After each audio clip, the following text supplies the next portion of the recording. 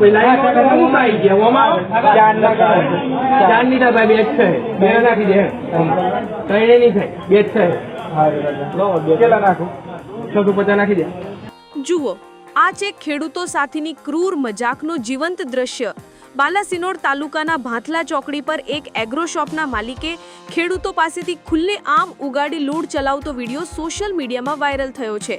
સરકાર દ્વારા નક્કી કરાયેલ યુરિયા ખાતરની થેલીની પ્રિન્ટેડ કિંમત માત્ર 266.50 રૂપિયા છે, પરંતુ આ પૂજનીય વેપારી ખેડૂતો પાસેથી પૂરા 325 રૂપિયા વસૂલી રહ્યો છે।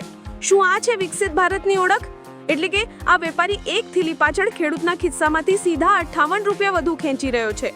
ખેડૂતો આ મામલે તંત્ર પાસે કાર્યવાહીની આજીજી કરી રહ્યા છે, પણ સવાલ એ છે કે શું મહીસાગરના ખેતીવાડી અધિકારી આ ખુલ્લી લૂંટ સામે આંખ આડા કાન કરશે કે પછી ખેડૂતને લૂંટવાનો આ ધંધો બેરોકટોક ચાલુ રહેશે તે જોવાનું રહ્યું।